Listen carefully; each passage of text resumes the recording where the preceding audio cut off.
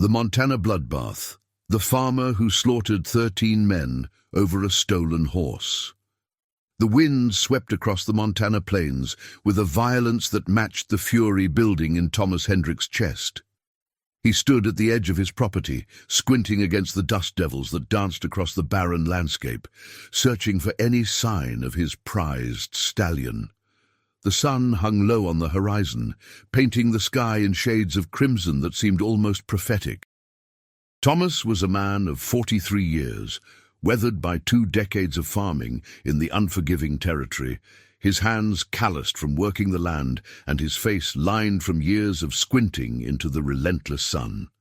His wife, Margaret, appeared in the doorway of their modest farmhouse, her apron stained from preparing the evening meal.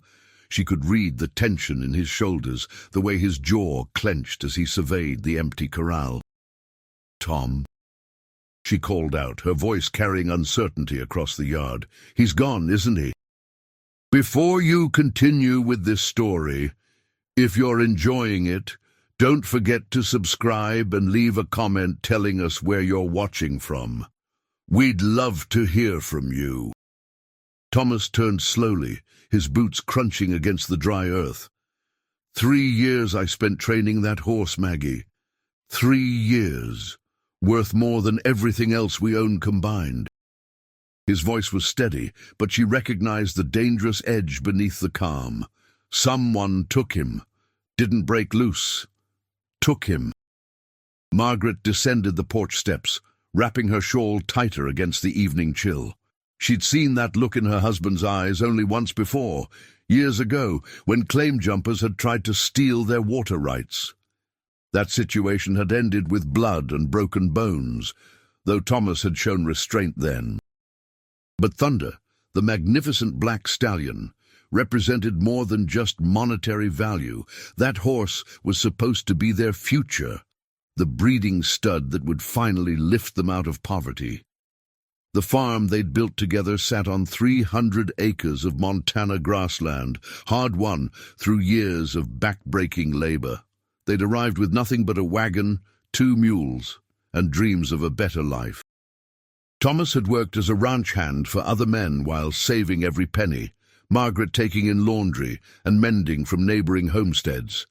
It had taken them 7 years to save enough to file their own claim, another 5 to build the house and barn, to dig the well, to fence the property. Thunder had come into their lives 2 years ago, a wild colt that Thomas had spotted running with a band of mustangs in the foothills. He'd spent weeks tracking that band, studying their patterns, before finally managing to separate the black colt from the herd. The horse had been magnificent even then, all power and spirit, with a coat that gleamed like polished obsidian in the sunlight. Breaking Thunder had been the hardest thing Thomas had ever done. The stallion fought him every step of the way, refusing to surrender his wild nature. But Thomas had been patient, spending hours each day working with the horse, building trust slowly, never breaking the animal's spirit, but channeling it. When Thunder finally accepted the saddle, accepted Thomas as his rider, it had been a moment of triumph that brought tears to the hardened farmer's eyes. "We'll report it to Sheriff Morrison in the morning," Margaret said, reaching out to touch his arm. "He'll organize a search party." Thomas shook his head, his eyes still fixed on the distant mountains. "Morrison's 3 days away. By the time he gets here, whoever took Thunder will be long gone." He paused, then added quietly, "I'm riding out tonight, following the tracks while they're still fresh." Margaret's grip on his arm tightened. "Tom, please, think about this. It's just a horse." He looked at her then, and she saw something in his eyes that made her step back. "It's never just a horse, Maggie. You know that. We let this go. Word spreads that Thomas Hendricks is soft. Next time it'll be our cattle. The time after that, maybe they'll come for more. Maybe they'll come when I'm out in the fields and you're alone in the house." She knew he was right, hated that he was right. The frontier operated on a brutal code where weakness invited predation. Men who couldn't or wouldn't defend what was theirs didn't keep it long. "Then let me come with you," she said. "You shouldn't go alone." "No." His voice was firm. "I need you here, protecting the farm. If I'm not back in a week, ride to Morrison and tell him everything." He pulled her close, kissing her forehead. "I'll be back, Maggie. I promise." She helped him prepare, packing supplies with trembling hands. Dried beef, hardtack coffee, ammunition for his Winchester rifle and his Colt revolver. She watched as he checked his weapons with the methodical precision of a man who'd used them before, during the war and in the hard years after. Thomas had fought for the Union, enlisting at 17 and serving until Appomattox. He'd seen action at Shiloh, Antietam and Gettysburg, had watched friends die in the mud, had killed men whose faces still haunted his dreams. After the war, he'd drifted west, trying to outrun those memories, taking work where he could find it. He'd been a buffalo hunter, a scout, a deputy marshal in a Kansas town for 6 months before deciding he wanted no more violence in his life. Meeting Margaret had changed everything. She'd been a widow, her first husband killed in a mining accident, struggling to survive on her own. Thomas had been drawn to her strength, her refusal to give up despite the hardships. They'd married within 3 months of meeting, both of them wanting the same thing: a peaceful life, a home, stability. For 15 years, they'd had that. Thomas had kept his guns cleaned and oiled, but he'd never expected to use them for anything more than hunting deer or scaring off the occasional coyote. The violence of his past seemed like a different lifetime, belonging to a different man. Now, as he saddled Duke and prepared to ride out into the gathering darkness, he felt that old self awakening, the soldier and the hunter and the hard man who'd survived by being harder than his enemies. It was like slipping into an old coat, familiar and uncomfortable at the same time. The tracks led northeast, toward the rougher country, where outlaws and drifters congregated in the scattered mining camps and makeshift saloons. Thomas rode his older gelding, a reliable if unremarkable mount named Duke, carrying only his rifle, a canteen, and enough supplies for 3 days. He'd learned to track during his younger years, skills honed during the war and perfected during his time as a ranch hand before settling his own claim. The trail was clear enough in the fading light. 3 riders, maybe 4, moving at a steady pace. They weren't trying to hide their direction, which told Thomas they either didn't expect to be followed or didn't care. That arrogance would be their mistake. He studied the hoofprints carefully, noting the depth and spacing. One of the horses was carrying a heavy rider, probably over 200 pounds. Another had a slight irregularity in its left rear shoe, a chip or crack that left a distinctive mark. Thomas pushed through the night, following the trail by moonlight and instinct. The Montana landscape spread out around him, vast and indifferent, dotted with sage and occasional stands of pine. He'd always loved this country, its harsh beauty and unforgiving nature. You had to be strong to survive here, had to be willing to fight for what you wanted. The week didn't last. By midnight he spotted the glow of a campfire in the distance, nestled in a grove of cottonwoods near a creek.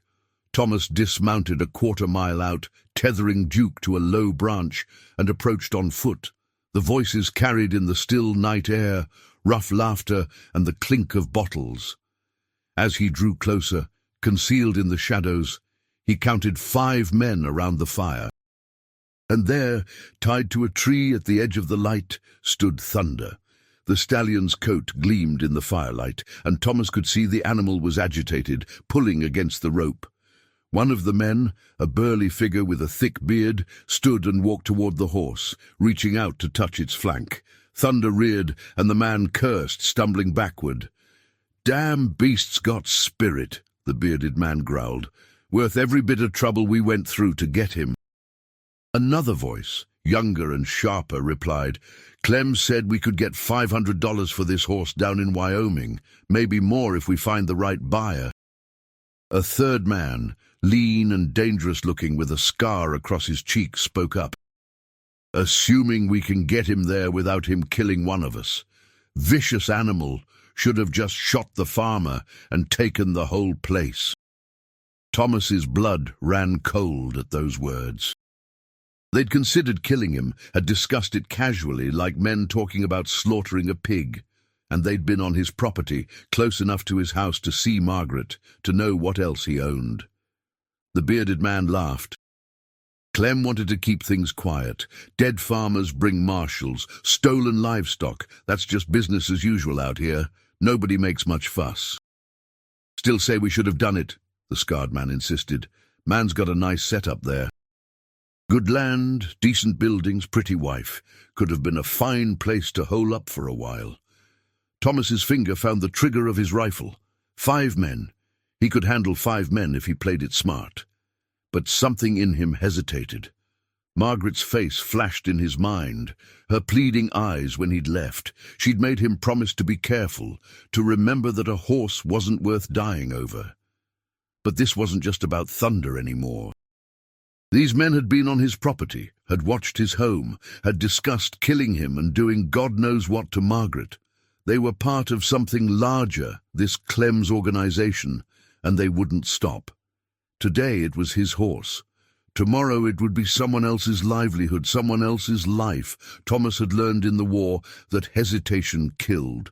The moment you started questioning whether to pull the trigger was the moment you got yourself or your friends killed.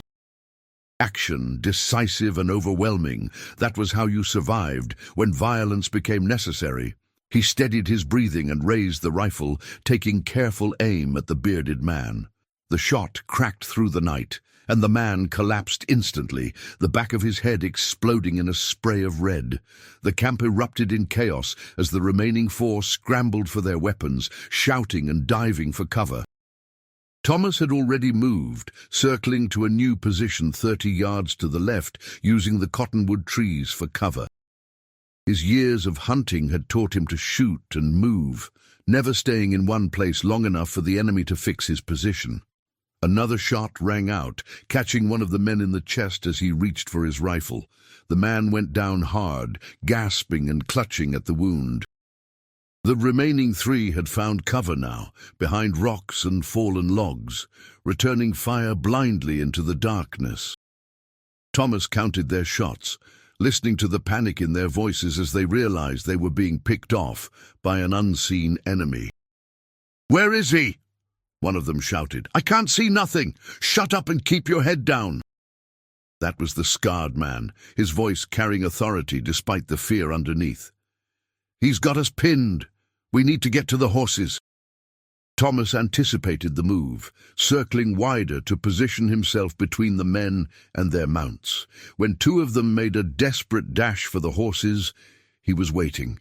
His rifle spoke twice more, and both men fell, one dying instantly, the other screaming and thrashing on the ground with a shattered hip. The scarred man, realizing he was alone, stood slowly with his hands raised. "Don't shoot! I'm unarmed!" He was lying.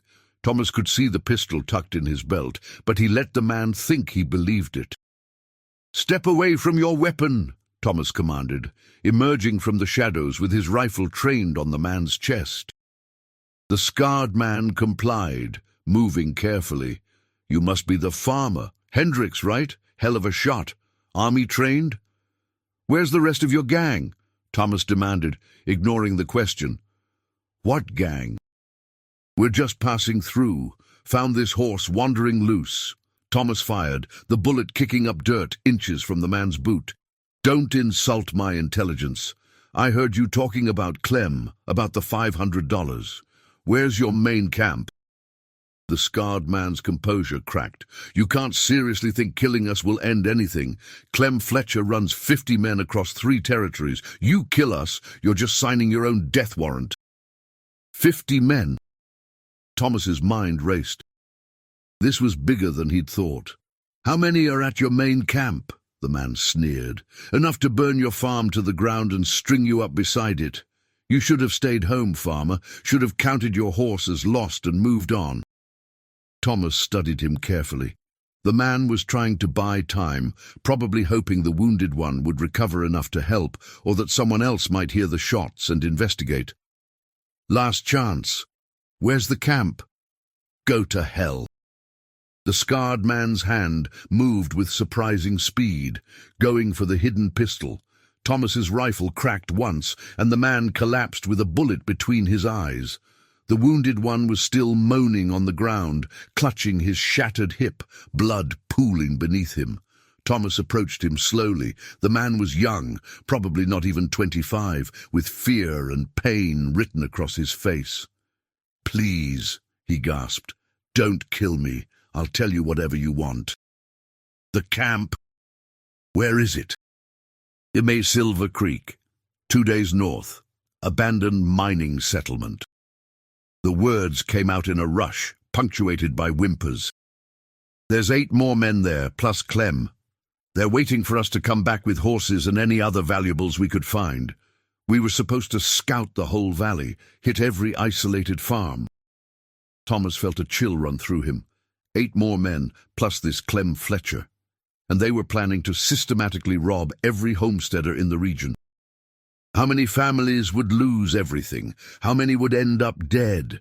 "Please," the wounded man begged. "I told you what you wanted. Just leave me here. I won't follow. I swear." Thomas looked down at him, feeling nothing. This man had participated in stealing his horse, had been part of a plan to terrorize innocent families. He'd probably killed before, would kill again if given the chance. "You'll bleed out in an hour," Thomas said quietly, "or the cold will get you. Either way, you won't be stealing from anyone else. You can't just leave me here." The man's voice rose in panic. "That's murder. You brought this on yourself." Thomas turned away, moving toward Thunder. Behind him, the wounded man's pleas turned to screams, then gradually faded to weak sobs. In the sudden silence that followed, Thomas untied Thunder, checking the stallion for injuries. The horse was unharmed, but clearly stressed, trembling slightly as Thomas ran his hands over the glossy coat. "Easy, boy," he murmured. "We're not going home yet. Got more work to do." He spent the next hour going through the dead men's possessions, finding maps, notes, and enough information to confirm what the wounded man had told him. The Fletcher gang was systematic in their approach, targeting isolated homesteads, avoiding anywhere with too many neighbors or too close to town. They'd been operating for over a year, slowly working their way across Montana, never staying in one place long enough for the law to catch up. Thomas found a journal belonging to the bearded man, filled with crude notes about potential targets. His own farm was listed, with notations about the quality of his horses, the layout of his buildings, even a sketch of the surrounding terrain. Further down the list were a dozen other homesteads, including the Johnsons 3 miles south and the Peterson family to the east. Both had children, Thomas knew. Young families just starting out, trying to build something from nothing.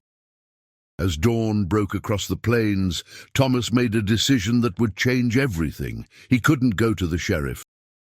By the time Morrison organized a proper posse and rode to Silver Creek, the gang would have scattered, or worse, they'd have continued with their plans and hit more farms.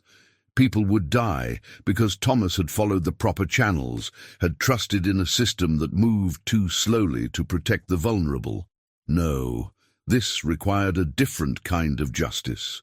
The kind Thomas had once been good at delivering, back when he'd worn a uniform and carried orders to eliminate enemy positions. This was war, even if only one side knew it yet. Thomas loaded the bodies onto their horses, a grim task that took time and effort.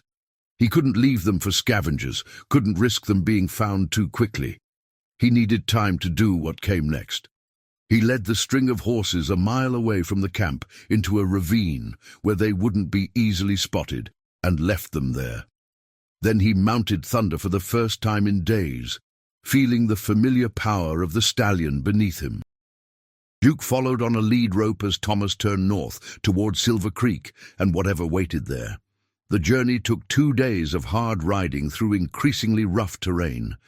Thomas used the time to scout and plan, staying off the main trails, observing other travelers from a distance.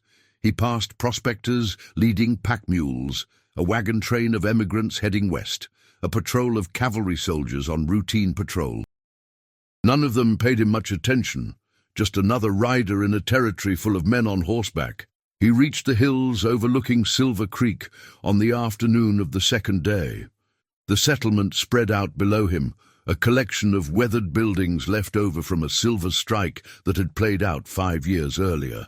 Most of the structures were abandoned, roofs caved in or walls collapsed, but several had been recently repaired. Smoke rose from chimneys, and Thomas could see men moving between the buildings.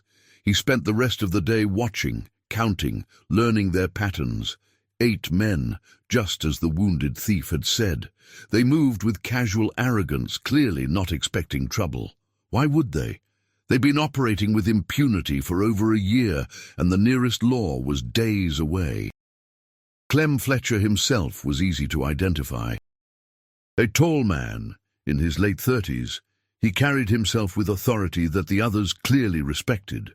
He wore a pair of ivory-handled pistols and had a scar running down the left side of his face, likely from a knife fight. Thomas watched as Clem emerged from the largest building, barking orders at 2 younger gang members who scrambled to obey. Thomas made a cold calculation. 8 men plus Clem made 9. He'd already killed 5. That made 13 total in the gang, if the wounded man's information was accurate. 13 lives standing between his family's safety and continued threat. The number didn't frighten him. In the war, he'd been part of actions that had killed far more.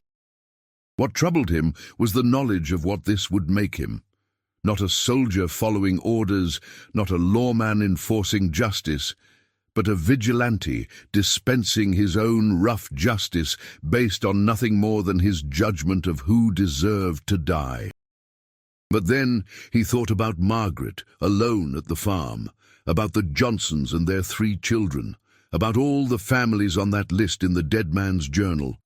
Sometimes he realized the law wasn't enough. Sometimes evil required a more direct response. As night fell, Thomas made his final preparations. He'd cached supplies and ammunition at 3 different locations around the settlement, giving himself fallback positions if things went wrong. He'd identified the best approaches, the lines of sight, the escape routes. Years of military training, overlaid with decades of hunting experience, made him a far more dangerous opponent than these outlaws could imagine.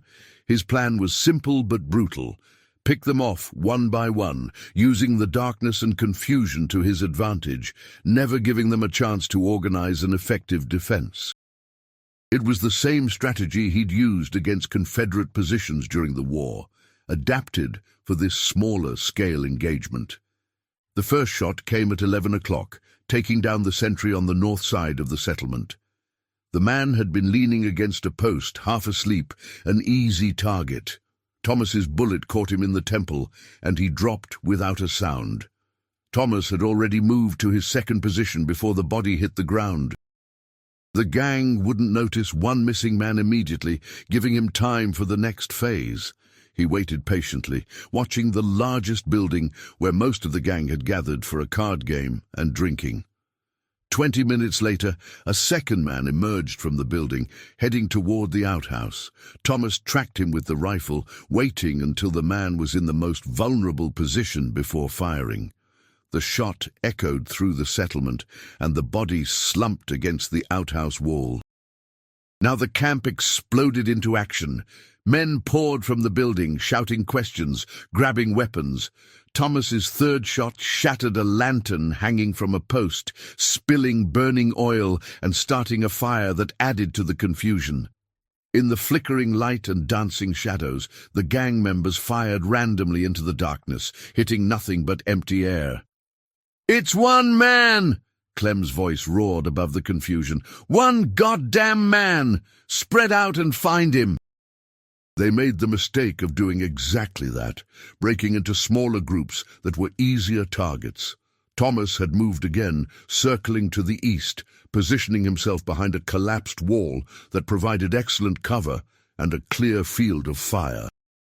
Two men came toward his position, moving cautiously, rifles raised. Thomas waited until they were close enough that he couldn't miss, then fired twice in rapid succession.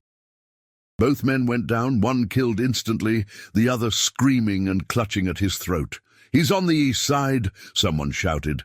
Bullets thudded into Thomas's position, chips of stone flying. He'd anticipated this, had another position already selected. As the gang concentrated their fire on where he'd been, Thomas slipped away through the darkness, circling back around to the south. The fire he'd started had grown, spreading to one of the abandoned buildings and providing more light. Thomas used it to his advantage, staying in the shadows while the gang members were silhouetted against the flames. Another shot, another man down, then another. Panic was setting in now. The gang members were firing at shadows, at each other, at nothing. Clem Fletcher's voice kept trying to rally them, but fear had taken hold. They'd been hunters, predators, used to being the ones in control. Now they were prey, and they didn't know how to handle it. "Fall back to the main building," Clem ordered. "Get inside and barricade the doors."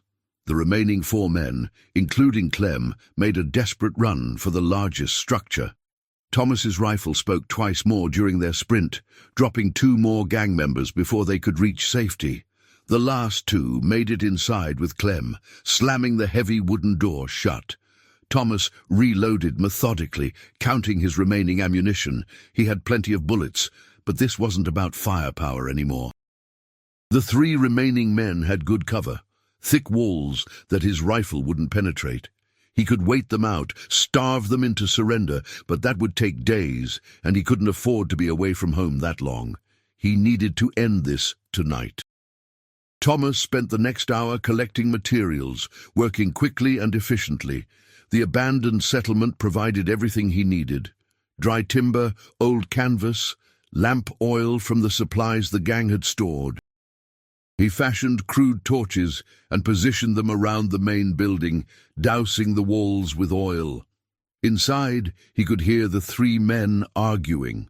One wanted to make a run for it, try to escape under cover of darkness.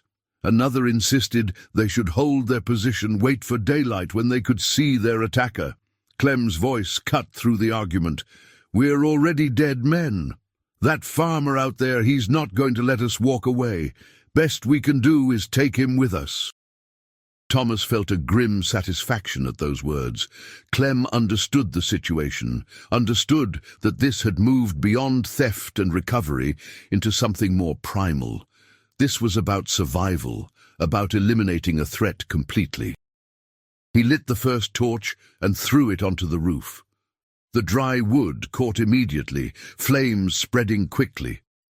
The second and third torches followed, and soon the entire building was engulfed in fire. Thick smoke poured from the windows, and Thomas could hear coughing and shouting inside. The door burst open, and the 3 men stumbled out, coughing and desperate. One was already on fire, his clothes burning, and he ran blindly into the night screaming. Thomas's rifle cracked once, a mercy shot that ended the man's agony. The second man dove behind a water trough, his pistol drawn. Thomas's next shot punched through the wooden trough, and water began gushing out. The man rose, trying to run, and Thomas's rifle spoke again. The body fell and didn't move. Only Clem Fletcher remained, standing in the open with his ivory-handled pistols drawn, smoke and flames behind him, creating an almost demonic silhouette. "Hendricks!" he shouted, having pieced together who was attacking them. "This is about that horse. You killed 12 men over a damn horse." Thomas stepped out from cover, his rifle trained on the outlaw leader. "Not about the horse anymore, Fletcher. About making sure you never steal from anyone again. About protecting every family on that list you kept." Clem laughed, a harsh, bitter sound.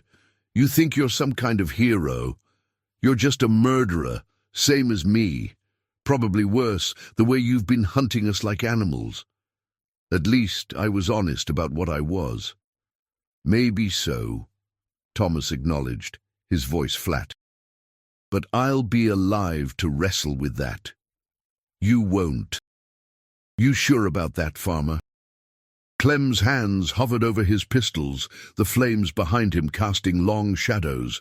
I've killed more men than you've got years on this earth. Been doing this since I was 15. You think you can outdraw me? Don't need to outdraw you, Thomas replied calmly. Already got my gun pointed at you. Clem's eyes narrowed, calculating.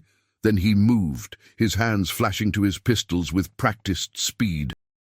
He was fast, incredibly fast, the kind of speed that came from thousands of hours of practice and dozens of real gunfights. But Thomas had already squeezed the trigger. His rifle bucked, and Clem Fletcher staggered backward, a red stain spreading across his chest. The outlaw leader looked down at the wound with something like surprise, his pistols unfired in his hands. He tried to raise them, tried to complete the draw, even as his strength failed. Thomas fired again, and Clem went down hard, his ivory-handled pistols clattering on the ground beside him. The outlaw leader coughed, blood bubbling at his lips, his eyes fixed on Thomas with a mixture of hatred and respect. You could have been one of us, Clem gasped. Got the skill for it, the ruthlessness. I had a choice, Thomas said quietly, walking closer. You made yours a long time ago. This is where it led. Clem's eyes glazed over and his head fell back. Thomas stood over the body for a long moment, the burning building behind him, surrounded by the dead men he'd killed over the past 3 days. 13 bodies total, 13 lives ended by his hand. The magnitude of what he'd done settled over him like a physical weight. He'd become exactly what he'd tried to leave behind when he'd hung up his guns after the war. A killer, an instrument of death. The fact that his targets had been criminals didn't change what he'd become. But neither did it change the necessity of it. These men would have continued their depredations, would have destroyed families, would have killed anyone who stood in their way. The law was too far away, too slow to protect the vulnerable. Someone had to stand up, had to draw that line, and defend it with violence if necessary. Thomas spent the next few hours in grim labor, gathering the bodies. He couldn't leave them to rot in the settlement, couldn't risk disease or the desecration of remains attracting scavengers. Whatever they'd been in life, they deserved at least basic dignity in death. He loaded each body onto a horse, tying them securely. The gang had accumulated a small herd of stolen horses, and Thomas recognized several brands from local ranches. He gathered all the animals together, planning to return them to their rightful owners. Dawn broke as he finished, painting the sky in shades of gold and crimson that reminded him of the blood he'd spilled. Thomas mounted Thunder, feeling exhausted in body and soul. The string of horses carrying the dead followed behind him as he began the long journey home. Word spread faster than he traveled. Homesteaders and ranchers came out to their property lines, watching the grim procession pass. Some stared in shock, others in fear, a few in what might have been gratitude. Thomas met none of their eyes, focused only on putting one foot in front of the other, on getting home to Margaret. A day out from his property, he encountered a group of riders coming toward him. Sheriff Morrison led them, along with 4 deputies and several civilian volunteers. The lawman's face was grave as he surveyed the bodies. "Jesus, Tom, what have you done?" Thomas brought his horse to a stop. "They stole my horse," he replied simply. "Would have stolen more. Would have killed me and Maggie eventually. You know it's true." Morrison removed his hat, running a hand through his graying hair. "I know the Fletcher gang deserved what they got. Every one of them had a price on their heads. But this is going to bring questions. Federal marshals maybe, territorial government for sure. They'll want to know how one man killed 13 outlaws." "Let them come," Thomas said wearily. I'll tell them the same thing I'm telling you. They came onto my land. They took what was mine. They were planning to rob and kill innocent families. I stopped them. Sheriff Morrison studied him for a long moment, seeing the changes that a week of violence had wrought. "You're not the same man who left here, are you?" Thomas thought about that, about the farmer he'd been, about Margaret waiting at home, probably sick with worry. "No," he finally said. "I don't suppose I am." One of the deputies spoke up, a young man named Collins, who'd only recently taken the job. "Sheriff, we should arrest him. He can't just go around killing people, even if they were criminals." Morrison silenced him with a look. "We'll sort this out proper. Tom, you'll need to come back with us. Give a full statement. We'll send word to the territorial authorities. Let them decide how to proceed." "I need to see my wife first," Thomas said. "Let her know I'm alive. Then I'll come in voluntarily, tell you everything." The sheriff considered this, then nodded. 24 hours. "But Tom, understand this. What you did, justified or not, there will be consequences. The law can't just ignore 13 bodies." "I know." Thomas nudged Thunder forward. "I've known that since I pulled the trigger the first time. Some things are worth the price." He continued toward home, leaving Morrison and his men to deal with the bodies. When the farm finally came into view, Thomas felt a complicated mix of relief and dread. He'd protected this place, protected Margaret, but he'd paid for it with pieces of his soul that he'd never get back. Margaret was standing on the porch, just as she'd been when he left. But when she saw him approaching with Thunder, leading the string of now empty horses that Morrison had sent ahead, she collapsed to her knees, her hands covering her face. Thomas dismounted and ran to her, gathering her into his arms. She clung to him, her whole body shaking with sobs. "I heard stories," she gasped. "Riders came through saying you'd gone mad, that you'd killed the whole Fletcher gang single-handedly. I didn't want to believe it. It's true, Maggie, all of it."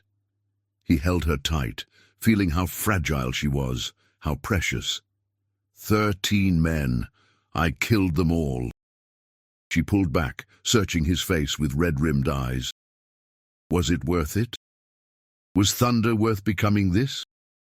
Thomas looked past her at their farm, at the life they'd built together, at everything he'd fought to protect. "I don't know," he admitted. "I honestly don't know. But they were planning to hit every isolated farm in the valley. The Johnsons, the Petersons, all of them. How many people would have died if I'd let them continue?" "You don't know that would have happened," Margaret said, but her voice lacked conviction. "I found their plans, Maggie. A journal with every homestead listed, notes about families, weak points in defenses. They were systematic, professional. It wasn't just about stealing anymore. They were planning something bigger."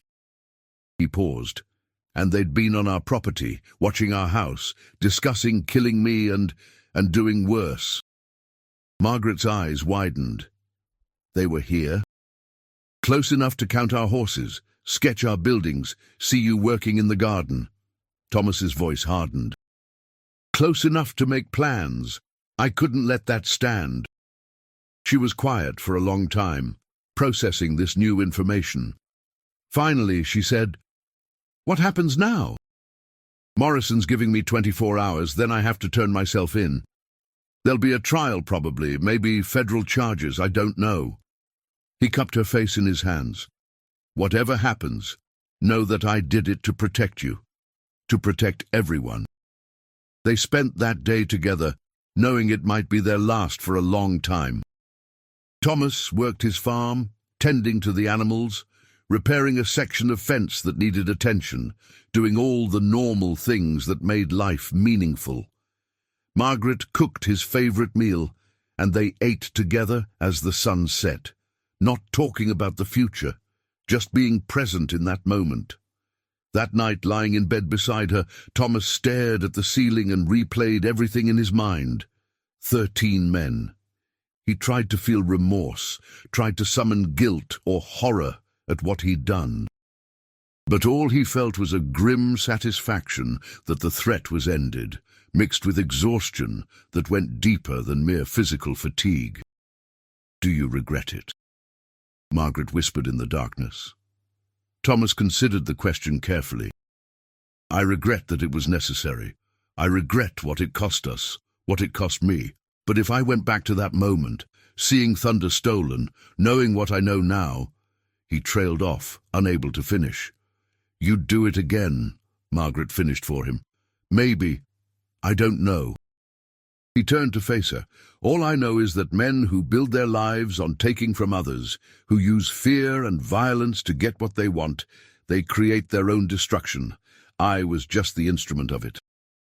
The next morning, Thomas rode to town and turned himself in. The trial that followed became something of a spectacle, drawing attention from across the territory. Newspapers ran sensational headlines about the Montana Bloodbath, the farmer who'd single-handedly wiped out the notorious Fletcher gang. The prosecution painted Thomas as a vigilante, a dangerous man who'd taken the law into his own hands. They argued that while the Fletcher gang had been criminals, that didn't give Thomas the right to hunt them down and execute them. "We cannot condone such actions," the prosecutor argued passionately. "If we allow citizens to dispense justice as they see fit, we descend into chaos. Mr. Hendricks may have killed criminals, but in doing so, he became one himself." The defense, led by a talented attorney named Harrison Wade, who'd taken the case pro bono, presented a different narrative. He called witness after witness, victims of the Fletcher gang who testified to their crimes. He presented the journal Thomas had found, with its detailed plans for robbing and potentially killing innocent families. He brought in character witnesses who spoke of Thomas as a peaceful, law-abiding citizen pushed to desperate action. Sheriff Morrison's testimony proved crucial. The lawman acknowledged that the Fletcher gang had been operating for over a year, that his office had been unable to stop them due to lack of resources and their mobility across county lines. "Mr. Hendricks did what we couldn't," Morrison admitted under oath. "He stopped a threat that we'd been chasing for months. I don't condone vigilantism, but I understand why he felt he had no choice." The gallery was packed throughout the trial, with homesteaders and ranchers sitting alongside curiosity seekers and reporters. Many wore expressions of support for Thomas, understanding his actions even if they couldn't publicly approve of them. Others looked troubled, worried about the precedent this might set. Margaret attended every day, sitting in the front row where Thomas could see her. She became a figure of sympathy, the devoted wife standing by her husband despite the terrible circumstances. Several women from neighboring farms sat with her, offering support and solidarity. The jury deliberated for 3 days. When they finally returned, the foreman stood and delivered their verdict. Not guilty on all charges of murder, guilty of manslaughter with extreme extenuating circumstances. It was a compromise verdict, acknowledging that Thomas had killed 13 men, while also recognizing the unique circumstances that had driven him to it. The judge, a weathered man in his 60s named Cornelius Black, regarded Thomas thoughtfully before delivering his sentence. "Mr. Hendricks, you have taken 13 lives. The law cannot simply ignore that fact. However, the court recognizes that each of those men was a wanted criminal with prices on their heads, and that your actions, while extreme and outside the bounds of proper legal procedure, were motivated by a genuine need to protect your property, your family, and your community." He paused, surveying the packed courtroom. "This court has struggled with the appropriate response to your case. On one hand, we cannot simply condone vigilantism. On the other hand, the realities of frontier life sometimes place citizens in impossible situations where the law cannot effectively protect them." Judge Black cleared his throat and continued. "Therefore, taking into account the extenuating circumstances, your otherwise exemplary character, and the public good that resulted from your actions, I hereby sentence you to 5 years in the territorial prison, with the possibility of parole after serving 2 years, contingent upon good behavior and the completion of financial restitution to cover the burial expenses of the deceased. A murmur ran through the courtroom. It was a relatively light sentence, considering the number of deaths, and both sides knew it. The prosecution looked frustrated, while the defense team exchanged satisfied nods. Thomas accepted the sentence without visible emotion. As the bailiff led him away in chains, he looked back at Margaret one last time. She was crying, but also nodding at him, a gesture of understanding if not acceptance. Prison was everything Thomas expected: hard, brutal, and dehumanizing. The territorial prison was a stone fortress designed to break men's spirits through isolation and grueling labor. Prisoners worked in the quarry 12 hours a day, breaking rocks under the harsh sun or in freezing wind, depending on the season. But Thomas had survived worse. He'd survived combat, had survived years of frontier hardship, had survived the psychological weight of killing 13 men. He kept his head down, did his work without complaint, and stayed out of the complex social hierarchies that governed prison life. Other inmates gave him a wide berth once word spread about why he was there. Even hardened criminals respected or feared a man who'd single-handedly wiped out an entire outlaw gang. There were a few challenges in the early months, tough men trying to establish dominance, but Thomas handled them with the same cold efficiency he'd shown during those violent days. One incident in particular cemented his reputation. A prisoner named Jake Sutton, a massive man serving time for murder and assault, decided to test Thomas 6 months into his sentence. Sutton cornered him in the quarry, backed by 2 accomplices, demanding Thomas hand over his rations. Thomas had looked at him calmly and said, "I've killed 13 men who tried to take from me. You really want to be number 14? Sutton had laughed, confident in his size and strength.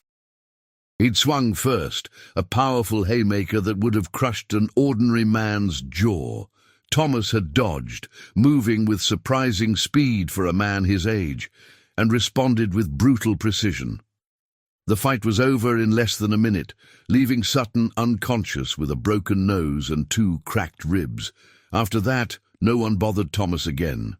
He became almost a ghost in the prison, present but separate, doing his time with patient determination. Margaret visited once a month, making the long and difficult journey from the farm. Each time, Thomas could see the toll it was taking on her. Running the farm alone was grinding her down, aging her prematurely. Her hands were more calloused, her face more lined, her eyes showing a deep weariness that hadn't been there before. "How are things at home?" Thomas would ask, the same question every visit. "Managing," she'd reply, the same answer every time. But he could read between the lines. Neighboring ranchers had been helpful, particularly old Jim Peterson, whose family had been on that list in the dead man's journal. They'd helped with the heavy work, the fence repairs, the branding, but charity only went so far, and Margaret's pride prevented her from asking for more than necessary. Thunder had sired 5 foals during Thomas's first year in prison, magnificent young horses that commanded good prices and provided some financial relief. Margaret had proven herself a capable horse trader, negotiating with buyers and building a reputation for quality stock. "He remembers you," she told Thomas during one visit. "Thunder. Every time I walk past his corral, he looks toward the road like he's watching for you to come home." That image haunted Thomas more than the memories of the men he'd killed. The thought of that magnificent animal waiting faithfully for a master who might never return. After 18 months, Thomas was granted parole. The decision surprised many, including Thomas himself, but Judge Black had written a letter supporting early release, citing Thomas's exemplary behavior in prison and the economic hardship his absence was causing his wife. The warden, a pragmatic man named Samuel Cross, seemed almost pleased to be rid of him. "You're not a criminal, Hendricks," Cross said as Thomas prepared to leave. "You're just a man who went too far protecting what was his. Don't let it happen again. Society can't function if everyone takes justice into their own hands." "I know," Thomas replied. "Believe me, I know." He walked out of that prison a different man than the one who'd entered. Harder somehow, more distant, carrying the weight of 13 deaths and 18 months of isolation like a physical burden on his shoulders. Thomas rode home on a spring morning, the Montana plains alive with wildflowers and new grass. The landscape seemed brighter, more vivid than he remembered, as if his senses had been deadened by captivity and were now reawakening. Birds sang in the trees, and a gentle breeze carried the scent of sage and fresh earth. As his farm came into view, Thomas felt emotion well up in his chest, threatening to overwhelm him. It looked different than he remembered, smaller somehow, but still beautiful in its simplicity. The fields had been freshly ploughed, ready for planting. The barn and house showed signs of recent repair, and there, in the corral, Thunder stood with 6 young horses now, not 5. Margaret had mentioned the latest foal in her last letter, but seeing the growing herd brought home what she'd accomplished in his absence. Margaret appeared in the doorway as Thomas dismounted. They stood looking at each other across the yard, 2 people fundamentally changed by violence and separation, wondering if they could find their way back to who they'd been. She looked older, Thomas thought, harder. The softness that had attracted him to her all those years ago had been tempered by necessity into something stronger, but also more brittle. Her hair, once dark brown, now showed streaks of grey. Her hands were rough, scarred from work that no woman should have to do alone. "Welcome home, Tom," she said softly, her voice carrying across the distance between them. He walked toward her slowly, removing his hat. "I'm sorry, Maggie, for everything. For leaving you alone, for the burden I put on you." She stepped off the porch and took his hands in hers, studying the calluses and scars from prison labor. "I know. But we're here now. We survived. That has to count for something." They stood there for a long moment, just holding hands, reconnecting wordlessly. Then Thunder whinnied from the corral, a sound of recognition and joy. The stallion trotted to the fence, tossing his magnificent head, clearly delighted to see his owner returned. Thomas went to the horse, running his hands over the familiar coat, feeling the power and spirit that had started all of this. "Hey there, boy," he murmured. "I'm home. Finally home." In the months that followed, Thomas worked to rebuild not just his farm, but his life. He spoke little about his experiences, about the men he'd killed, or the time in prison, but the story had spread throughout the territory and beyond, taking on a life of its own. Some versions cast him as a hero, a brave farmer who'd stood up to outlaws when the law couldn't protect him. Others portrayed him as a cautionary tale, a man consumed by vengeance who destroyed himself in the pursuit of it. The truth, as Thomas knew, lay somewhere in between. He'd been a farmer pushed too far, who'd discovered a capacity for calculated violence he'd thought he'd left behind with the war. That discovery had cost him dearly, 18 months of his life, his peace of mind, his innocence, and something fundamental in his relationship with Margaret. They worked side by side, rebuilding what had been damaged, but there was a distance between them now that hadn't existed before.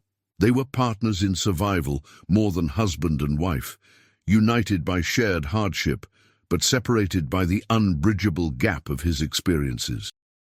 She hadn't been there in the darkness of Silver Creek, hadn't felt the rifle kick 13 times, hadn't seen the light fade from Clem Fletcher's eyes. That separated them more surely than iron bars ever had. Late at night, when sleep wouldn't come, Thomas would sit at the window, staring out at the dark plains, lost in memories he couldn't escape. Margaret sometimes woke to find him there, his face drawn, his eyes distant. She learned not to ask what he was thinking about. Some burdens couldn't be shared, only carried alone. "Do you regret it?" she asked him one night, unable to help herself, standing behind him with her hand on his shoulder. Thomas considered the question carefully, as he had so many times before. "I regret that it was necessary. I regret what it cost us, what it cost me, what it cost you. I regret every life I took, even though they were men who deserved what they got." He paused, then continued in a quieter voice. "But if I went back to that moment, seeing Thunder stolen, knowing what they'd planned for other families, I'd probably do it again. Maybe that makes me a bad person. I don't know anymore." "It makes you human," Margaret said softly. "Flawed and complicated and human, the farm prospered despite, or perhaps because of, its notoriety. Thunder's offspring were in high demand, buyers coming from across the territory willing to pay premium prices for horses descended from the stallion at the center of the Montana bloodbath. Thomas found bitter irony in that. The horse whose theft had started everything now providing financial security through his bloodline. Thomas also found himself reluctantly sought out for advice by other homesteaders facing problems with rustlers or claim jumpers. He always gave the same counsel: go to the law, be patient, trust the system. Most followed his advice, though a few insisted they wanted to handle things as he had. To those, Thomas would describe in brutal detail what it felt like to kill a man, the weight of those deaths, the way it changed you permanently. "You think you want this," he would tell them, his voice hard and cold. "You think it'll solve your problems. And maybe it will, in the short term. But you'll pay for it every day for the rest of your life. You'll see their faces when you close your eyes. You'll hear their voices in the wind. You'll wonder if you could have found another way, and that wondering will eat at you like cancer." Most left chastened, deciding to trust the law after all. Thomas took grim satisfaction in knowing that his story, his suffering, might prevent others from walking the same dark path. Years passed slowly.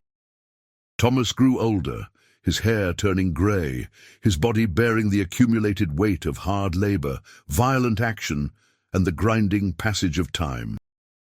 The lines in his face deepened, particularly around his eyes, giving him a permanently haunted expression that never quite faded even when he smiled.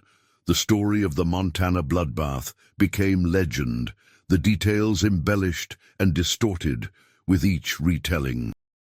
In some versions, Thomas had been ambushed by 20 outlaws and fought his way out against impossible odds. In others, he'd been a former gunfighter who'd hung up his pistols to farm, only to be drawn back into violence. Some tales claimed he'd been wounded multiple times, but kept fighting through sheer determination. Others said he'd used supernatural cunning, appearing and disappearing like a ghost. Thomas ignored them all. He knew the truth, knew the cold mathematics of what he'd done. 13 careful shots, 13 calculated deaths, 13 souls sent to whatever judgment awaited them. There was nothing supernatural or heroic about it. Just a man pushed beyond his limits, using skills learned in war to eliminate a threat the only way he knew how. Thunder lived to be 23 years old, a remarkable age for a horse. His offspring numbered in the dozens by then, spread across Montana and neighboring territories, each carrying that magnificent bloodline. When the great stallion finally died, Thomas buried him on the highest point of his property, digging the grave himself despite Margaret's protests that he should hire help. "I owe him this," Thomas said simply. "Good or bad, everything that happened started with him. Least I can do is lay him to rest proper." He marked the grave with a simple stone, no grand monument, just Thunder's name and the years of his life. Thomas stood there for a long time after filling in the grave, remembering the wild colt he'd first spotted running with the Mustangs, the proud stallion who'd been stolen, the faithful companion who'd served him well for 2 decades. "Was it worth it, boy?" Thomas asked the grave. "All of it. The killing, The prison, the cost? The wind whispered through the grass, providing no answers. Margaret died 3 years later. Her heart simply gave out one winter morning while she was preparing breakfast. Thomas found her collapsed near the stove, already gone, a peaceful expression on her face that suggested she'd felt no pain. He held her body for hours, unable to let go, mourning not just her death, but everything they'd lost long before. The innocence of their early years together, the simple joy they'd taken in building their life, the future they'd imagined before. Thunder's theft had changed everything. They buried her in the churchyard in town, a proper funeral attended by dozens of neighbors and friends. Thomas stood at the graveside, dry-eyed and silent, accepting condolences with mechanical politeness. Inside, he felt hollowed out, as if the last connection to his former self had been severed. In his final years, Thomas became something of a recluse. He hired a young couple, the Hendersons, to help run the farm, spending most of his time alone, walking the property or sitting on his porch watching the sun set over the plains. Visitors occasionally came, journalists wanting to write about the famous shootout, young men seeking to learn from the legendary farmer-turned-killer, curiosity seekers hoping for a glimpse of the man behind the myth. Thomas turned them all away with the same quiet firmness. He had nothing to teach, nothing to share. The story was over, had been over for years. What remained was just an old man living with choices made long ago, waiting for whatever came next. Only once did he break his silence, when a young homesteader named David Morrison, no relation to the sheriff, came to him agitated and furious, saying that rustlers had stolen his entire herd of cattle and he was planning to track them down. Thomas looked at the young man for a long moment, seeing himself in that righteous fury, that burning need for justice. "How old are you, son?" he asked. 24, sir. Old enough to know when I've been wronged." "Got a wife? Children?" "Wife. Baby on the way." Thomas nodded slowly. "Then go home to them. Go to the sheriff, file a report, let the law handle it." "But sir, you didn't—" "I know what I did," Thomas interrupted, his voice sharp. "And you know what it cost me? 18 months in prison, years of nightmares, a marriage that never fully recovered from what I became. I see those men's faces every time I close my eyes, 30 years later." He leaned forward, fixing the young man with an intense stare. "You think you want revenge, you think it'll make things right. But violence changes you in ways you can't imagine. It takes something from you that you never get back." The young man shifted uncomfortably. "But you stopped the Fletcher gang. You saved lives." "Maybe, probably. But I also became exactly what I'd always despised, a killer. Justified or not, legal or not, I took 13 lives with these hands." Thomas held up his weathered, scarred hands. "Every one of those deaths weighs on me. Every single one." He paused, then continued more gently. "You got a baby coming. That child deserves a father, not a haunted shell of a man consumed by memories of killing. Go to the law. Be patient. Trust the system. It's not perfect, but it's better than what I did." The young man left thoughtfully, and Thomas never knew if he'd heeded the advice. He hoped so. The world had enough ghosts, without adding more. Thomas Hendricks died in his sleep at the age of 68, alone in the farmhouse he'd built with his own hands decades earlier. The Hendersons found him in his chair by the window, looking out at the land he'd fought so hard to protect. There was a calmness to his expression that suggested he'd finally found some measure of peace, or perhaps just exhaustion after years of carrying unbearable weight. They buried him next to Margaret on the hill overlooking the farm, just as she'd requested in her will. The funeral was well attended despite his years of isolation. Neighbors came, people whose families had been on that list in the dead man's journal, grateful that Thomas's actions had saved them from potential destruction. Former prisoners who'd served time with him came, maintaining a respectful distance, but wanting to pay their respects to a man who'd commanded respect even behind bars. The headstone was simple, as Thomas had requested in the will he'd written years earlier. Thomas Hendricks, 1847–1915, farmer, husband, soldier. No mention of the Montana bloodbath, no reference to the 13 men, just the basic facts of a life that had been far more complicated than any stone could convey. But the story didn't die with him. It lived on, passed down through generations, evolving and changing with each retelling. Within a decade, there were dime novels about the Montana bloodbath, sensationalized accounts that bore little resemblance to the truth. Later came newspaper retrospectives, academic studies of frontier justice, even a play that toured the western states in the 1930s. The Bar H Ranch remained in operation for another 50 years, operated by the Henderson family, who'd inherited it when Thomas died childless. They maintained Thunder's grave, and eventually Thomas and Margaret's graves as well, understanding that the property's history was part of its value. Visitors came regularly, particularly after the story gained renewed attention in the 1950s through a popular radio drama. In 1967, the ranch was sold to a developer who subdivided the land. The graves were relocated to the town cemetery, placed together in a quiet corner. Thunder's stone was moved with them, the three markers standing together as a reminder of how everything had begun. Historians debated the Montana bloodbath for decades. Some saw it as a clear case of justified self-defense and defense of property, arguing that Thomas had acted reasonably given the circumstances. Others viewed it as vigilante violence that set a dangerous precedent, arguing that the rule of law had to be maintained even in difficult circumstances. The truth, as always, was more nuanced. Thomas Hendricks had been neither hero nor villain, but a complex man pushed into an impossible situation. He'd made choices that seemed necessary at the time, had paid a steep price for those choices, and had spent the rest of his life grappling with the consequences. The question that haunted him until his final breath, was it worth it, remained unanswered and perhaps unanswerable. 13 men had died, all of them criminals who'd victimized innocent people. Their deaths had ended the Fletcher gang's reign of terror, potentially saving countless lives.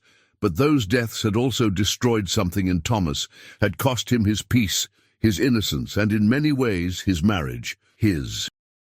In the modern era, the Montana bloodbath serves as a case study in frontier justice, used in law schools to discuss the boundaries between self-defense and vigilantism, in psychology programs to explore the impact of violence on the psyche, in ethics courses to debate the morality of taking the law into one's own hands. The land where Thomas's farm once stood is now a suburban development, neat houses with manicured lawns occupying space where he once grew wheat and raised horses. Few of the current residents know the history beneath their feet, the violence that once soaked into that soil, but in the town cemetery, 3 simple stones stand together. Thomas Hendricks, farmer and soldier, who became a killer to protect what was his. Margaret Hendricks, who stood by her man despite the terrible cost, and Thunder, the magnificent stallion whose theft set everything in motion. The wind still whispers through Montana's plains, carrying echoes of gunfire and dying screams, of choices made in desperation and rage, of lives ended and lives forever changed. The story of Thomas Hendricks serves as a mirror, reflecting uncomfortable truths about justice and vengeance, about the moment when protection becomes obsession, about the permanent scars left by violence, even when that violence is deemed necessary. There are no easy answers in his story, no clear moral lessons. There is only the hard truth that violence once unleashed transforms everyone it touches, that some lines once crossed can never be uncrossed, that the price of survival sometimes includes pieces of your soul that you never get back. Thomas Hendricks learned those lessons in the hardest way possible and carried their weight until the day he died. His story endures not because it provides answers, but because it asks the right questions. Questions about justice and morality, about the cost of standing up for what's yours, about the thin line between protecting your family and becoming the very thing you fear. In the end, he got his horse back. He eliminated the threat. He survived. But whether it was worth the cost, the nightmares, the guilt, the years lost, the distance it created between him and everything he loved, that question died with him, unanswered and unanswerable. The Montana plains keep their secrets, wind whistling through abandoned buildings and new developments alike, carrying the weight of history that most choose to forget. And somewhere in the collective memory of the American West, Thomas Hendricks remains frozen in that moment of choice, rifle in hand, facing 13 men who threatened everything he'd built, making a decision that would echo through the rest of his life and beyond. His story is a testament to the brutal realities of frontier life, to the impossible choices that ordinary people sometimes faced, to the permanent cost of violence no matter how justified. It's a reminder that heroism and tragedy often walk hand in hand, that survival can exact a price higher than death, that some victories hollow out the victor until nothing remains but the shell of who they once were. The grave markers stand silent in the cemetery, offering no judgment, providing no answers, just names and dates, the barest outline of lives that contain multitudes, joy and sorrow, love and loss, innocence and violence, choices and consequences. And in the whisper of wind through Montana grass, in the distant cry of a hawk circling on thermals, in the quiet of a plains sunset, the ghost of Thomas Hendricks still wrestles with that eternal question: was it worth it?